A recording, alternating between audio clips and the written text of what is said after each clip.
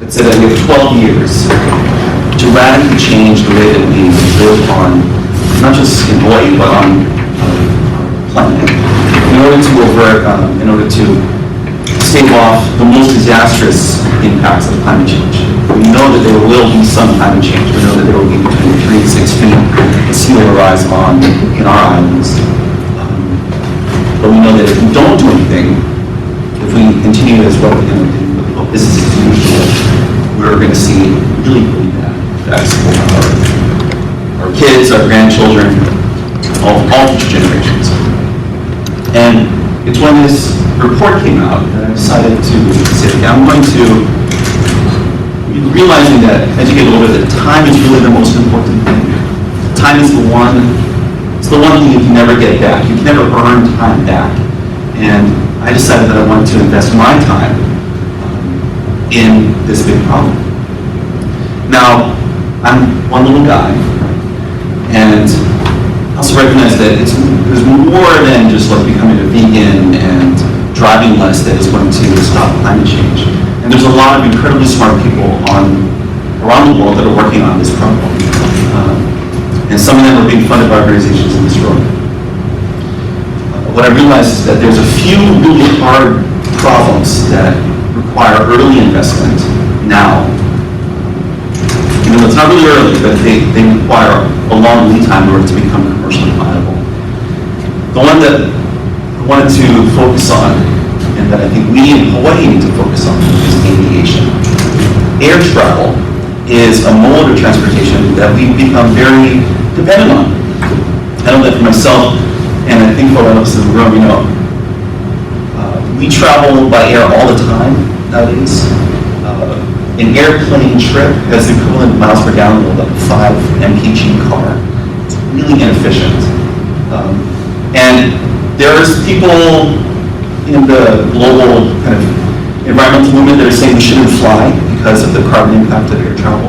Right now it's about 5% of our CO2 emissions, but it's projected to increase dramatically over the next few decades. Now the IPCC says that we need to decrease by a factor, we need to decrease by half our CO2 emissions. So my project is to bring together different partners, people who have developed their own IP that have been working on this for several years around basically pushing their work forward by setting Hawaii up as a test case for their technologies. So I think there's a tale of two markets. There's currently startups working right now. One is Ampere, which is doing really good work on hybrid and battery-powered air travel. It's an excellent solution for short trips, for going from Oahu to Hawaii, throughout our island chain. And there's already airlines like ʻIliʻili, which is doing a test with Ampere. There are airlines that if you're flying between islands or between short destinations on the mainland, you can take a battery-powered flight or a hybrid flight. But because of the relative energy density of batteries versus jet fuel versus liquid fuels, it's really not a viable solution in the near future for us to decarbonize long-haul aviation. And the experts are saying that we're about 25 years out from having some real alternative to long-haul aviation battery-powered flights. So what I'm thinking about is how do we create a transitional technology, a transitional plan to get us from where we are today to where we need to be. So there's already folks who are working on this all around the world.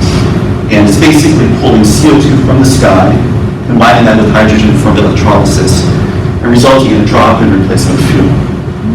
So what we're looking at for our initial work is a lab-scale project in 2020, or 2025, in 5 years, having a small pilot, and we're targeting a commercial viability with one corporate jet partner.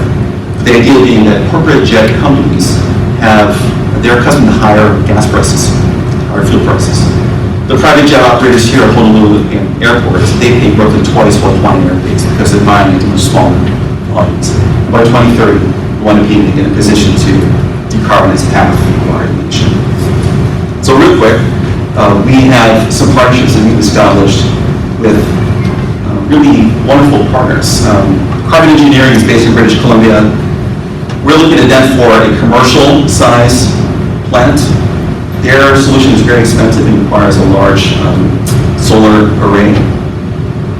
These are my friends at Arizona State University, the Center for Negative Carbon Emissions, led by Dr. Lackner. And he's really the granddad of this thinking around direct air capture. Their solution is elegant because it's passive. It doesn't require any electricity in order to pull the CO2 out. And I wanted to show you real quick. I'm over time. Yeah. But this is what they use. It's an anionic membrane. It's commercially available. There's a company in San Clemente, California, that manufactures this. It's a water purification filter. But in dry air, it sequesters CO2, and in humid air, it releases it. And so the technology that Dr. Lackner has created allows for this to be used in a passive solution. And, sorry, thank you very much. Appreciate it. Presentation, judges, questions? That's really cool. So because the water from the air can be pushed into this and then it fills the jet, is that correct?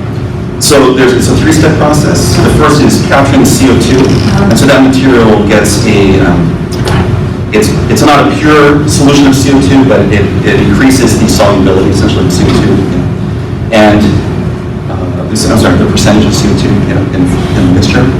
Then you combine that with technology from Opus 12. They're another elemental funded company, and they're based in Berkeley, California. They take CO2 and get carbon monoxide out of it, which allows you to create what's called synthesis gas. The synthesis gas then runs through the Fischer-Tropsch process, which takes you from a gaseous or solid state into a liquid fuel. And that was technology that's actually quite old. It's from Nazi Germany, our good friends in Nazi Germany.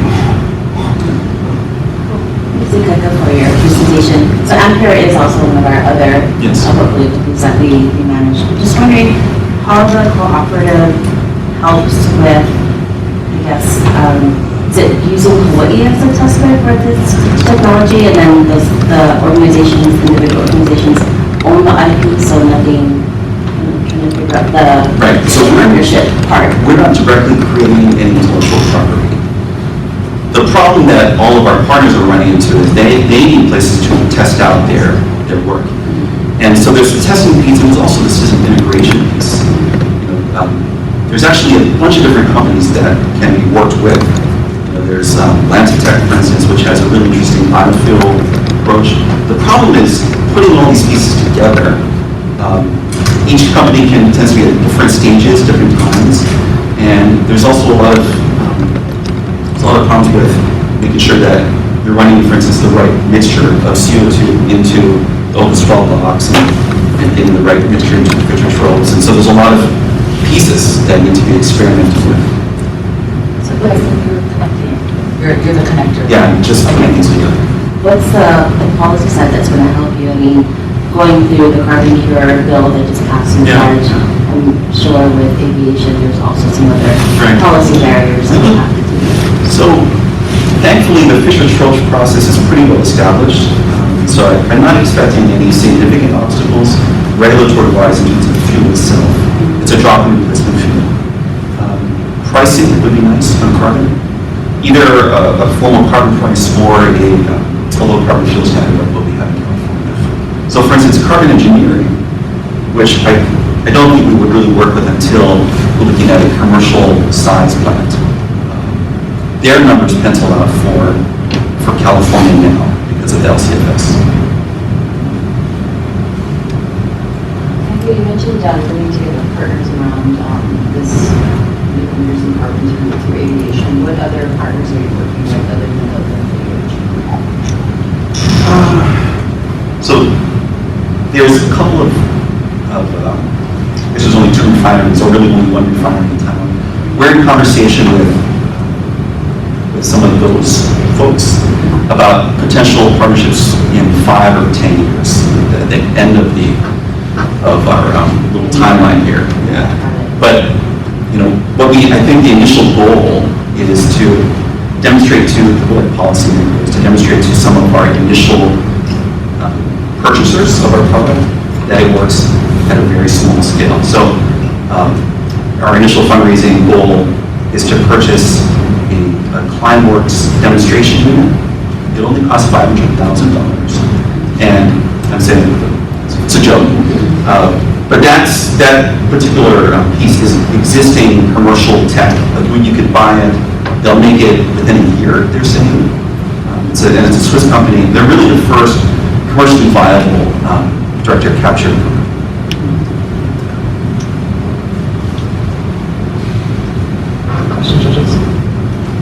One last question. Yes. The connection between ʻIliʻili and cooperative, how does it tie in to your goal?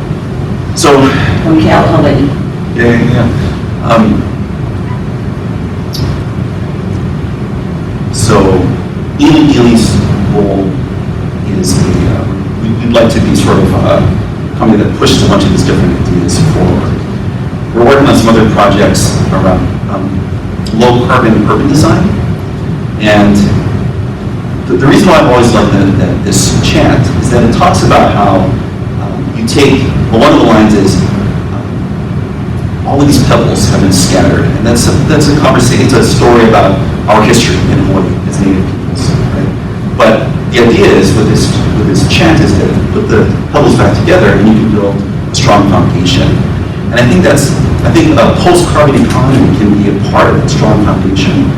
If we project this forward, what we can look at is an economy where we can pull CO2 out of the sky and use that CO2 as a feedstock for a number of different things. Jet fuels is only one, but you can make materials out of it as well. You can manufacture things like plastics, polyethylene, all these different materials out of the carbon dioxide from the atmosphere. And it creates an entirely new industrial opportunity. Thank you. Thanks.